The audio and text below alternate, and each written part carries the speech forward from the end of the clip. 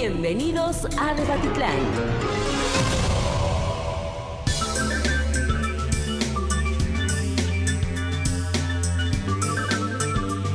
Oigan, chamacos, ya estamos con ustedes, ya estamos en Debatitlán.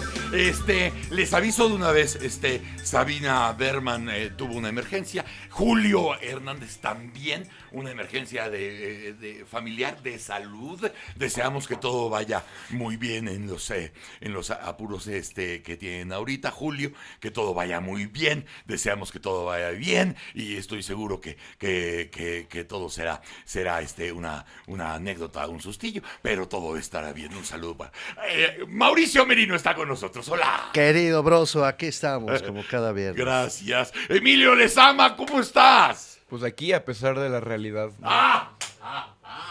Empecemos con eso, con la realidad. Desde que, bueno, ustedes lo saben mejor que nadie, desde ayer en la tarde solo ha habido un tema, que es Culiacán.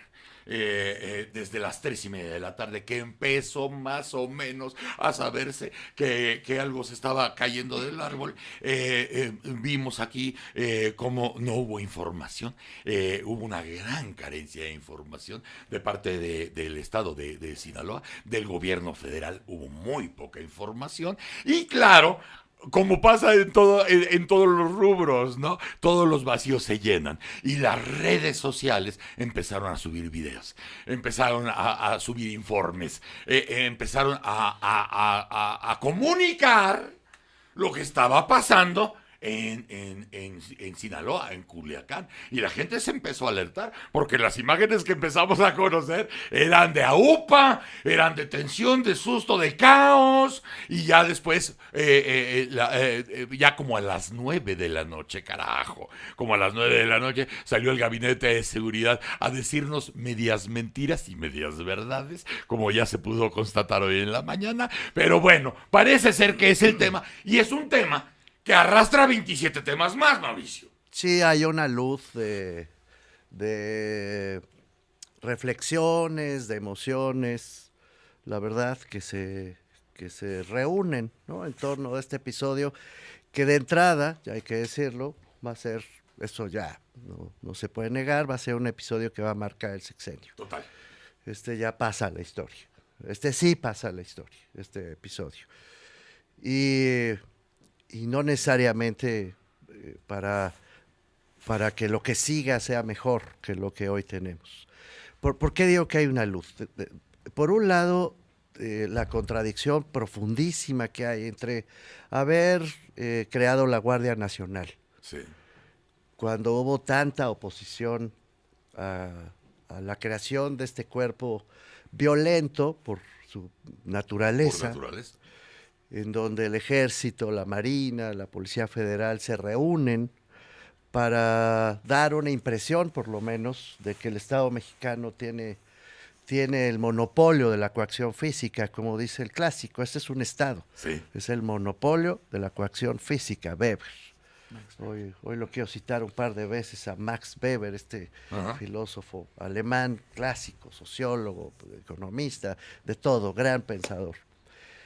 Entonces se crea la Guardia Nacional y hoy nos despertamos con la novedad de que el uso de la fuerza, cito ahora al presidente López Obrador, contradice la autoridad moral. Quien usa la fuerza, dice, no tiene autoridad moral. Por lo tanto, pues hay que ir a la razón y al entendimiento con los criminales. Eso dice el presidente. Eso dice. Entonces cuesta mucho trabajo entender cuál es la lógica detrás de esa narrativa. Esa es una primera reflexión. ¿Para qué queremos una Guardia Nacional? ¿Para qué sacamos al Ejército? ¿Para qué creamos esta imagen de poder que quiere generar el presidente? El desfile el 16 de septiembre con todo este despliegue militar, la confianza que se le entrega al pueblo uniformado, y luego el pueblo uniformado es sometido por el crimen organizado. De una manera, la verdad, muy, muy penosa, con todo lo que sucedió ayer. Segunda reflexión, el crimen organizado sigue actuando por todas partes, la violencia se ha incrementado. Estábamos apenas digiriendo, entendiendo y lamentando los episodios de Iguala, y ya se nos olvidaron. otra vez la masacre que acaba de suceder también esta semana, y ahora tenemos Pero la de Michoacán y la de Guerrero. Michoacán, Iguala, ya se nos olvidaron porque ahora viene Culiacán. Claro. Y los problemas que está viviendo Morelos, y los problemas que está viviendo Tamaulipas, Veracruz y Veracruz. Tamaulipas. La lista es muy potente. Y en todos estos casos, lo único que uno puede observar es que estos grupos criminales están no solamente vigentes, sino ganando territorio. Esto es un hecho indiscutible. Ayer oficialmente ganaron Culiacán. Ayer vimos además que el cártel que se supone que estaba ya a la baja, por lo menos con el Chapo Guzmán sentenciado de por vida, pues está vivito y coleando, ¿eh? Los muertos que vos matáis gozan de cabal salud. El cártel de Sinaloa está perfectamente vigente y desafiando al Estado mexicano. Y bueno, ya cierro esta primera intervención, Broso, lamentando sinceramente que se siga utilizando el discurso para suplir la realidad, así de simple. Tengo para mí que el presidente, cada vez que enuncia, a partir de la investidura que ostenta, cada vez que enuncia con palabras un cambio que él quisiera que sucediera, y yo creo que lo hace de buena fe, por cierto, eso sigo creyendo, pero se equivoca cada vez que opina que por decir que se acabó la guerra, se acabó la guerra. Se equivoca cuando dice que ya se acabó la corrupción y ya se acabó la corrupción, porque él lo dice, por su palabra como demiurgo. No, no es así. Para que las cosas sucedan, se tienen que llevar a la práctica. No solamente tiene que haber una narrativa, un discurso que niega el pasado y afirma un futuro luminoso. Hay que construir ese futuro luminoso. Y lo que yo veo hoy es un presidente que habla mucho, que quiere que las cosas pasen, pero que está siendo incapaz, hay que decirlo así de simple, está siendo incapaz de llevarlas a la realidad como él dice que están sucediendo. A veces he pensado, Broso, y lo digo con dolor, con sincera preocupación, porque este tema es muy delicado. El país está pasando horas muy delicadas en este momento. A veces he pensado que en julio del 2018 tuvimos una doble pérdida. Perdimos a un gran líder de la oposición, a una gran autoridad política, y no ganamos todavía a un presidente de la República. En ese ejercicio dogmático del que habla Mauricio, esta misma mañana, cuando él se responsabiliza de haber dado el aval y la autorización para que soltaran al muchacho Guzmán, él dice que eso es lo que se debe hacer porque él pensó en el bienestar de la gente de Culiacán y que eso es lo más importante, y que quien piense distinto a eso está mal. ¿Por qué? Porque son adversarios. Otra vez en el ejercicio dogmático, que es palabra de Dios. Así es, y hay veces creo que ya ese juego deja de funcionar cuando hay hechos tan claros que hablan por sí mismo. El problema de lo sucedido ayer en Culiacán y sobre todo de los actos que comete el Estado mexicano suceden por varias partes. Primero que nada, porque el operativo en sí mismo, ¿no? Es un operativo que habla de una incapacidad, una ineptitud de las autoridades absoluta, ¿no? Es el no entender o saber cómo funcionan ese tipo de operativos ante un líder criminal de esa magnitud que además en Culiacán tiene una protección enorme, ¿no? Y que esto se sabe históricamente, y esto no es una cuestión de información secreta del Estado mexicano, ¿no? Y por supuesto que es evidente que hay una falla en el operativo.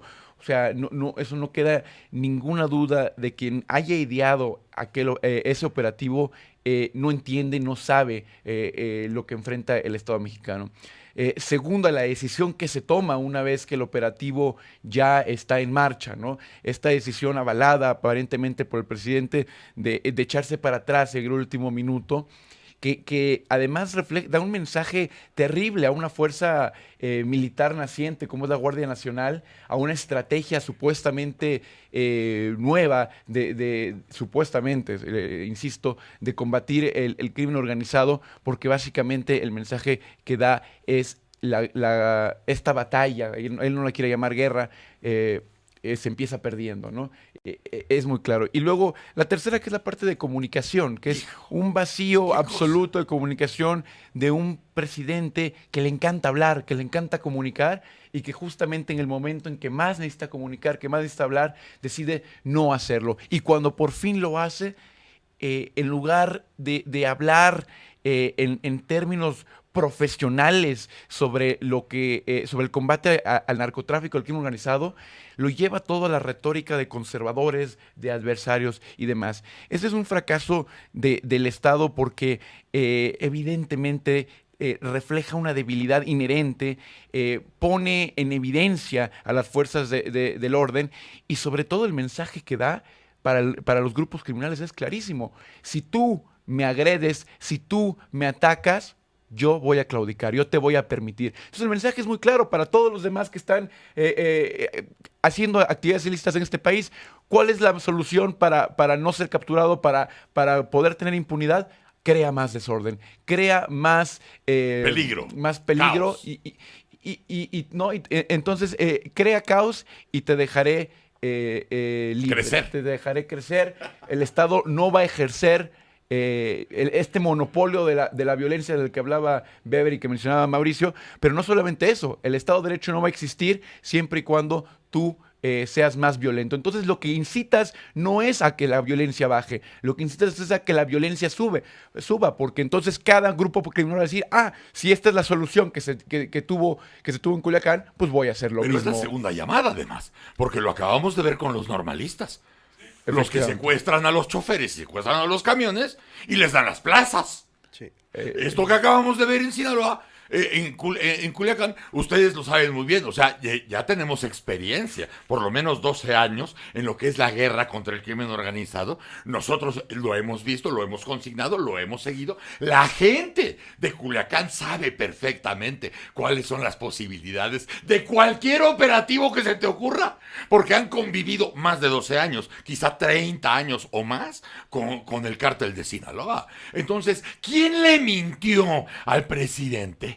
Porque acuérdense que ahí hay cuartel, hay soldados, hay marinos trabajando ahí desde hace mucho tiempo, hay policías que conocen perfectamente la plaza. ¿Quién recomendó al gobierno hacer un operativo tan estúpido como para pensar que en la luz del día vas a poderte llevar al hijo del Chapo sin que no tengas una revuelta en la ciudad y en el estado si fuera necesario? O sea, ¿quién mintió? Porque operativos, de acuerdo, y es muy válido que hagas un operativo para atrapar a uno de los líderes del cártel. Pero ¿quién te dijo que sí podía ser así? Porque si se acuerdan ayer, en esta falta de comunicación horrenda, dijeron, no, era un piquete de soldados en un recorrido de rutina. No, pero luego lo negó el presidente. Por eso, pero lo dijeron ayer. Ayer fue lo que dijo Alfonso Durazo. Así lo dijo el florero más grande, el florero Durazo, el florerazo. Dijo, no, iban pasando por ahí, les empezaron a disparar y ya por chiripa se enteraron que uno de ellos era Ovidio Guzmán. Nadie te lo compra, nadie te lo cree. No, pero, Broso, fíjate qué interesante eso, porque cuando se desmiente esa versión y entendemos que sí fue un operativo, hay una incongruencia muy profunda en esto. Dice Andrés Manuel en su conferencia de hoy, ya las cosas no son como antes, ya la estrategia es diferente, ya no estamos en guerra. Y sin embargo, la estrategia número 1 de los gobiernos de Felipe Calderón y Enrique Peña Nieto era ir tras las cabezas del narco, que es justamente lo que estaban haciendo. Es decir, este discurso de que las cosas han cambiado, como bien dice Mauricio, es solamente a nivel discursivo. Y hay mucha gente que lo quiere creer porque tiene este derecho a la esperanza. Que lo queremos creer. Claro, por supuesto. Porque tenemos este derecho a por fin, después de tantos años de saqueo, de destrucción, porque hay que decirlo, porque la oposición ahorita está muy contenta de lo que está pasando y es tristísimo lo que está pasando, ¿no? Porque ellos mismos fueron incapaces cuando fueron gobierno. Claro. Pero eso no exenta que en esta ocasión, ¿no? Lo que se estaba planteando era exactamente lo mismo que se planteó con el gobierno de Felipe Calderón y el gobierno de Peña Nieto, y salió terriblemente mal, ¿no? Pero esta idea de que hay un cambio de estrategia, de que las cosas no se hacen como antes, entonces, ¿por qué ibas por uno de los líderes del narcotráfico? Que algo que supuestamente ya teníamos que haber aprendido. No descabezas a los cárteles. El negocio es lo que tiene que seguir. Y si tienes al Z1 y te llevas al Z1, está el Z2, que será el Z1. Y si te llevas al Z2, ahí está el Z3. O sea, nunca queda descabezado porque el negocio tiene que seguir corriendo. Pero Porque, ¿no? Perdón, pero sí, estando de acuerdo contigo. Mira, hay un patrón de conducta más o menos idéntico para esto, para la corrupción en general y para la acción que debe llevar a cabo el Estado en todos sus frentes. El patrón es, como hay personas malas, hay que cambiarlas por personas buenas.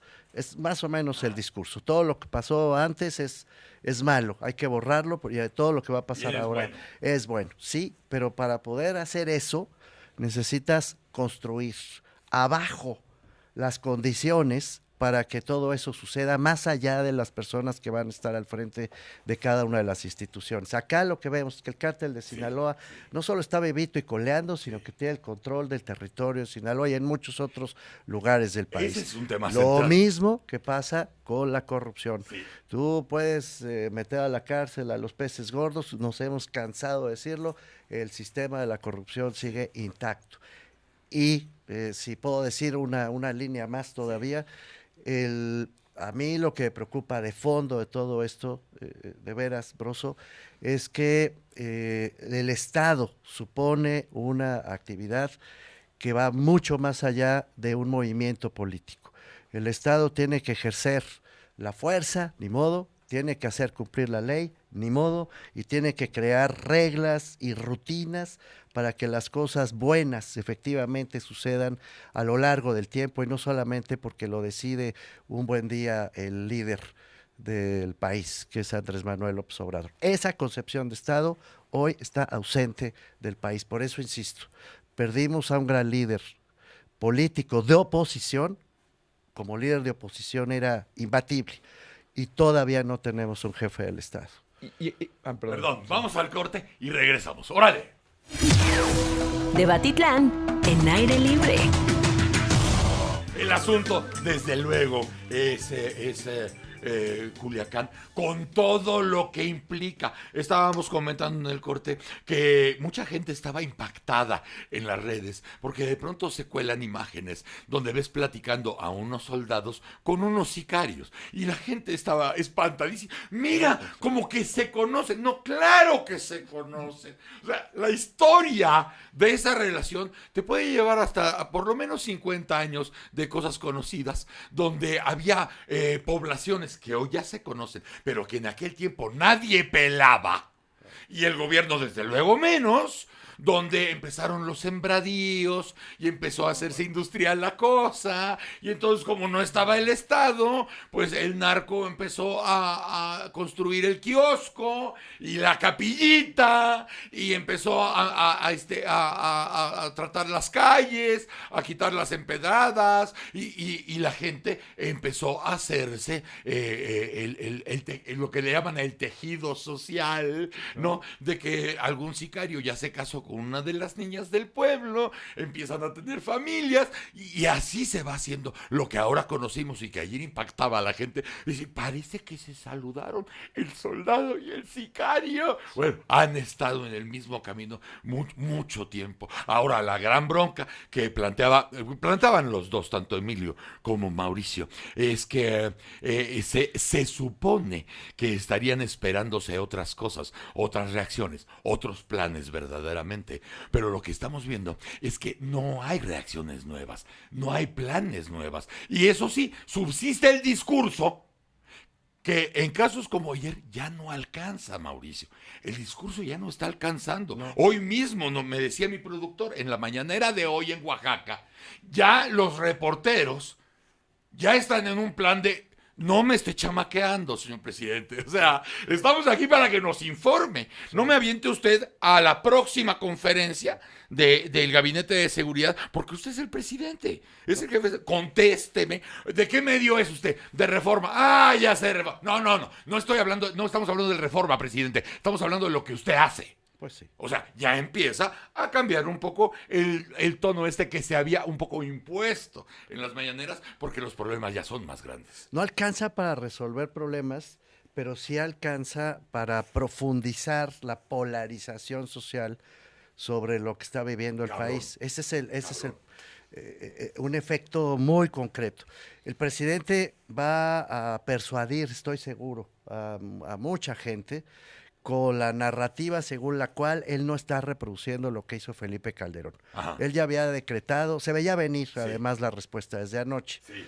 Lo comentamos con amigos anoche, porque es la verdad, se veía venir este discurso. Antes mataban, antes había guerra, esta guerra iniciada por Felipe Calderón, Sí. diría el presidente, y ya lo dijo, Claro. no, yo no soy lo mismo, ¿te acuerdas? La misma historia, La yo misma. soy moralmente superior. Así es. Por lo tanto, no voy a acudir a los mismos territorios. Mucha gente va a reaccionar diciendo, correcto, no se puede actuar igual. Desde El fuego ayer. no se apaga con fuego. Desde ayer, la gente más cercana al poder empezó a vacunar Sí, lo que iba a pasar en Culiacán, Así es. y lo que íbamos a saber, hablando es. en el mismo discurso Igual. de eso que nos dejaron, el cochinero que nos dejaron, la Cochinero maldita que nos herencia, dejaron. Así es lo es. que estamos pagando. eso y en todos los planos, ¿eh? Así es. Estamos hablando del más brutal de todos, que es la seguridad, la vida, sí. la protección de la vida, pero en todos los planos Es lo es, mismo. es más o menos lo mismo. Una narrativa de rechazo al pasado,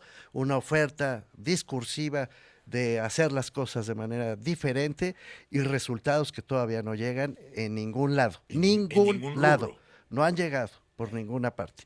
Bueno, pero sí polariza. Y al polarizar genera efectos políticos adicionales.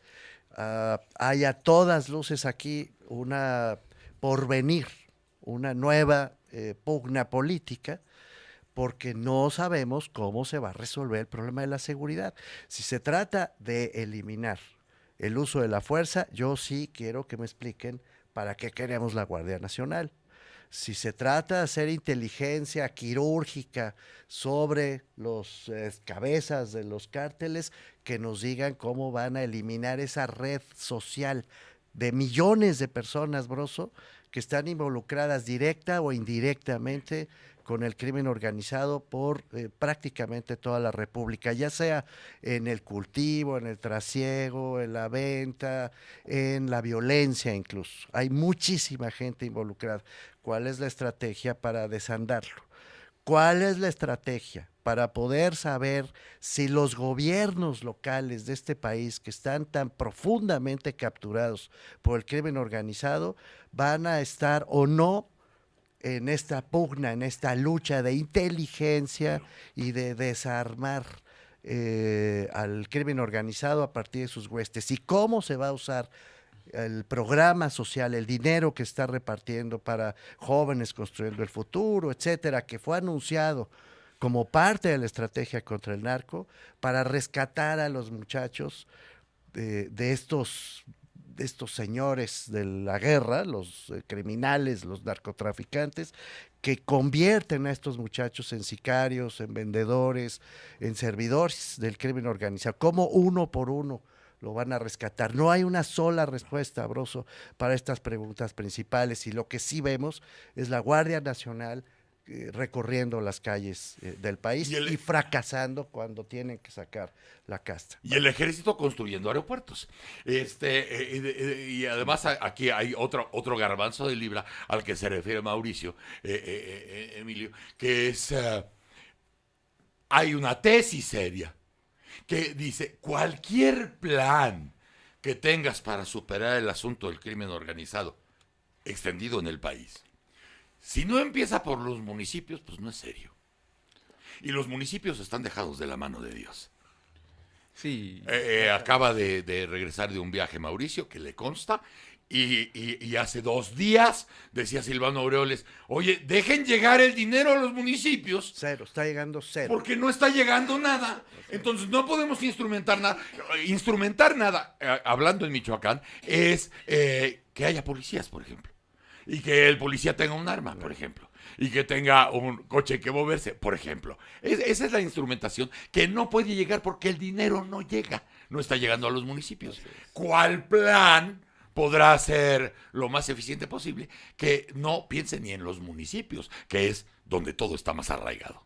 Sí, a ver, el tema del municipio es un tema que pues, lleva ya también su parte de historia, porque se empieza a quitar poder al municipio porque se considera que el municipio es la parte más vulnerable a ser, pues, a las presiones del narcotráfico o a la corrupción del narcotráfico. O a los favores. O a los favores. Entonces se le empieza a quitar poder, se le empiezan a quitar fuerzas policiales y se empieza a acaparar esto todo en el poder ejecutivo, en la presidencia. Y esto evidentemente con un nuevo presidente que busca centralizar todo el poder y acaparar todo el poder, bueno, pues ha agravado incluso más. Pero justamente ese es uno de los aspectos que habría que hablar del tema de lo que sucedió en Culiacán ayer. No nada más la terrible forma en la cual un tema muy serio se transforma otra vez en una narrativa de buenos contra malos, conservadores contra morales, sino también la parte estratégica de lo que está pasando en el combate al crimen organizado. Lo decía yo en alguna participación pasada. Una de las partes fundamentales para poder combatir al crimen organizado es el volver a ganar el territorio perdido. Y decía muy bien Broso hace rato, ¿no? Que los vacíos se llenan. Bueno, y los vacíos no nada más son físicos, los vacíos son de la presencia del Estado en todas sus formas. Y el mensaje de ayer no nada más da un mensaje a los criminales de, bueno, esto es lo que nos cuesta, esto es lo que tenemos que hacer para poder detener el Estado de Derecho, pero también da un mensaje muy claro a las poblaciones, que es, cuando yo tengo un problema, cuando existe un problema en mi comunidad, el gobierno no es al que yo asisto, porque el gobierno claudica, el gobierno pierde, el gobierno es el que se rinde. Entonces no puedo yo... Además, ¿cuál gobierno, Emilio? El único que hoy está vigente, perdón la interrupción, es el presidente de la República. No perdamos de vista esa dimensión. Pero no hay gobierno local. No hay gobierno local, pero justamente los el gobierno... gobernadores en los que ha habido operativos de esta naturaleza se han quejado una y otra vez de que no les avisan. Es más, yo tengo la duda todavía si Quirino ¿fue avisado? ¿sabía ayer? No, pues seguramente no. No abrió la boca en toda la tarde. No, él no informó. No existen los gobernadores. No existen y es parte de la Ni narrativa, los alcaldes. narrativa del nuevo gobierno de que todo se centraliza el poder del presidente. Todo. Pero ese mismo poder que sí supuestamente existe en la narrativa de que lo que sí hay es un presidente, bueno, ayer nos demostró las limitaciones que tiene. Tampoco puedo acudir a él porque ve lo que pasa. Lo que pasa ahí es una ausencia del Estado que no ¿Quién pasa. garantiza la seguridad de la gente? ¿Quién garantiza la seguridad de la gente?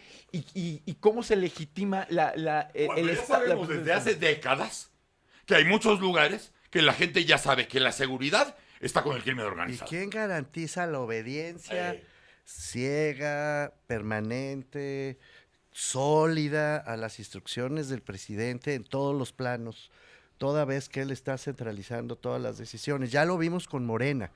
Morena ya se le está saliendo del huacal mucho al presidente. Ya es un problema para el presidente Incluso y ya para el los país. amenazó que si no se portan bien, él se va.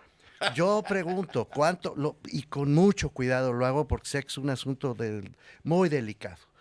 Pero, hombre, hay un límite también para la tolerancia de los militares, ¿eh? Sí. Yo no sé si están pasando este trago con serenidad. Que simplemente los manden a hacer una guerra que no es guerra, porque ya se acabó la guerra oficialmente. A dirigir una Guardia Nacional que representa el monopolio de la coacción, pero no pueden usar su poder. Ya hemos visto varios episodios de sometimiento de grupos violentos, criminales, a los militares. Y ahora los someten a esta situación. ¿Cuál es el límite de la tolerancia? Y lo mismo pasará con los gobernadores. Los gobernadores ya están hablando públicamente de la necesidad de revisar el pacto fiscal con la Federación e incluso de revisar el pacto federal a secas. Pero, ¿Cuál es el límite de la tolerancia a un señor que toma decisiones solo, sin consultar con nadie, sin escuchar a nadie, y que cada vez que se le dice, señor presidente, probablemente está usted equivocado, la respuesta es, usted es un conservador, usted es un neoliberal? Justamente ahí yace el problema. Yo creo que este es el parteaguas para que no podamos aceptar esto más. Cualquier análisis que se hace sobre la realidad, seas gobernador, seas analista, cualquier personaje que seas, si, se toma como una crítica injustificada a la moralidad del nuevo régimen y un aval a los regímenes pasados. Es decir, si tú criticas o no estás de acuerdo con alguna de las acciones del nuevo gobierno, entonces estás avalando todo lo que vino atrás. Sí. Y yo creo que es el momento de detener esta manera de pensar. Lo que se está criticando es lo que está pasando ahora. Ahora son gobierno. Ya no se trata esto del pasado y el presente. Se trata de lo que está sucediendo en este momento. Las decisiones que se tomaron ayer, el operativo, hubiera sido el presidente Felipe Calderón, Enrique Peña Nieto o Andrés Manuel López Obrador, son inaceptables. No importa quién sea el presidente, las decisiones que se tomaron en el operativo. Corazón de lo que se está debatiendo. Claro, pero ya no alcanza. Por eso se llama 4T. No están ofreciendo un programa de gobierno, están ofreciendo una transformación que se define a sí misma como la ruptura con todo lo anterior. Ese es el compromiso. Pero ese en el discurso. Sí, en claro, el discurso. sí, claro. Y ya, vamos, sometiéndonos a la realidad. Y como tú dices al principio, en prácticamente todos los rubros, todos, no hay una sola respuesta sólida. Está el discurso, que es el que tú dices y que se parece mucho en la masa inquisidora. O sea, hay gente que está programada para decirle, por ejemplo, a Mauricio Merino, si estuviera en Twitter, que afortunado él no está. No. Que por eso lo puedes ver con los ojos sanos y con el corazón rebosante y con el ánimo arriba. Porque ya mucha gente le estaría diciendo a Mauricio, pero ¿por qué no dijiste nada de Peña? Sí, uno tiene que sacar su currículum completo, claro. No decir que no dije, ya me pasó incluso aquí. Tienes que sacar tu currículum completo, es como que no dije. Oye, llevamos además, fíjate, 40 años diciéndolo. Y además te dicen, ¿sí? Pero no dijiste nada de Calderón. ¿Qué? Exacto. Pero no dijiste nada de Fox. ¿Qué? Exacto. O sea, no porque les interese conocer lo que ha dicho Mauricio. O sea, es parte de un formato de ataque a la persona y en defensa de la 4T. Y así tienes ejércitos, cabrón. Matan al mensajero, pero no contradicen el mensaje. Hasta estupideces que se cometieron del tamaño que se cometieron en Sinaloa. Sí. Porque el tema aquí no es, no hay ningún elemento para pensar que se debe juzgar diferente al nuevo gobierno que a los gobiernos pasados. No lo hay y no debería de haberlo. Si fuimos críticos de cómo se actuó en Ayotzinapa, de cómo se actuó, cómo Felipe Calderón llevó la guerra contra el narco, el arresto de Florence Cassés, todas estas cosas de las que fuimos críticos todo el tiempo, tenemos que ser igualmente críticos de lo que está pasando. Sí. Y la realidad de hoy es que tendría con que una haber, diferencia, perdón. Antes de que diga la diferencia, tendría que haber un cambio en el gabinete de seguridad de manera inmediata. Este tipo de cuestiones no pueden ser así. Pero tenemos derecho, Emilio, y yo sí lo reivindico, a rescatar el contenido sustantivo de la narrativa de la 4T. Que no nos quiten por lo menos ese derecho. Es decir, sí tenemos derecho a rescatar que no se repita la lógica de corrupción, que no se repita la lógica de desigualdad, que no se repita la lógica de violencia de este país, porque esa narrativa es correcta. Pero hay que disociarla.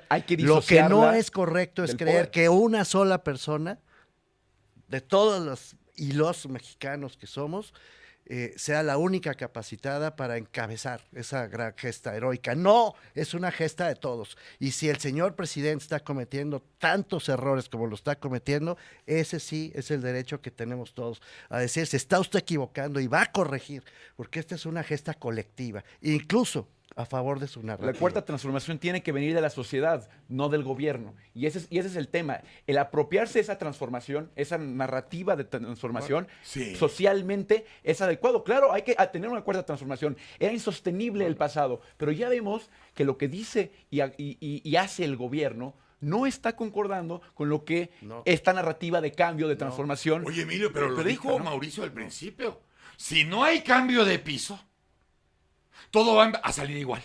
Y ese piso que ha sido nocivo para este país y que es parte de la infraestructura en la que está construida el poder, significa una gran zona de confort para todo el gobierno presente. No, claro, porque Se cambian sienten el a rollo gusto. y hacen lo mismo. Exactamente, aunque tu discurso sea distinto, pero no cambias el piso. Y cambiar, si ustedes se fijan, en todos estos 10 meses ha habido asuntos de coyuntura. Vamos a cambiar en la coyuntura, no el origen. Así es, así es. Te voy a matar con dinero, te voy a salvar con dinero. Sí. Ese es mi discurso. Oye, pero es igualito al que tenían los otros cabrones. No, porque yo soy moralmente superior. Sí, yo soy mejor. Yo soy mejor y me tienes que creer porque es mi palabra la que está contando y la que aplauden millones de personas. Así es. Y fíjense, aquí en la conferencia del Gabinete de Seguridad, creo que escogió bien el productor, esto que no tiene desperdicio, dice Luis Crescencio Sandoval, sí. Dice, fue una acción directa por orden de detención. Ojo. Desestimamos la reacción del cártel. No me digas. Desestimamos. Un operativo precipitado y mal planeado. Bueno, pues sí nos dimos cuenta. No me digas. O sea, esto es para renunciar. O sea, esto sería el previo a la renuncia. Los delincuentes tenían asegurados a elementos del ejército. ¿Qué es? ¿Una coartada? O sea, ¿por eso soltaste al muchacho? ¿Porque había gente del ejército atrapada por ellos? No, pues es un reconocimiento, una derrota en esta batalla. Esperemos que solo en esta batalla, porque hace mucho que venimos perdiendo el control del Estado mexicano. Así es. Bueno, la guerra, ¿no? Sí. La batalla se pierde, pero la guerra no se va ganando tampoco, ¿no? De acuerdo. Que eso es pero lo más preocupante. Acuérdense ustedes que ha habido asuntos como Ayotzinapa que marcaron el principio del fin político de un sexenio. Pues en este caso, y con todo respeto, yo espero que no sea. Por lo menos un punto de inflexión, como diría el señor Durazo. Sí, el florerazo. Este sí es un punto de inflexión a todas luces de la estrategia de seguridad y de la responsabilidad que debe de asumir por lo menos el señor secretario de Seguridad, Durazo, por lo menos. Es una inflexión, ojalá no sea el principio del fin del sexenio, es muy pronto para que lo sea y no conviene a ningún mexicano que el sexenio empiece a acabar al primer año, ¿no? O sea, me parece que ojalá y haya una autocrítica interna, aunque no la haya de forma externa, que se reajuste, porque francamente a nadie le conviene que este sea el principio del fin de este sexenio. Llevamos un año, ¿no? Lástima alguien que se decía... acabó el tiempo, ¿verdad? Porque te vendría la revocación del mandato. Vaya tontería. Ah, claro. Claro. Y bueno, este tema ya nos daría otra media hora que no tenemos desgraciadamente. Mauricio, gracias. Querido Broso, muchas gracias. Muchas gracias, Mauricio Merino. Emilio les ama. Gracias. Muchas gracias. Mañana no, ¿verdad? El domingo tampoco, ¿verdad? El lunes sí. El lunes a las 7 los esperamos en el Mañanero. Si tienen radio, se lo meten por las orejas. ¡Órale!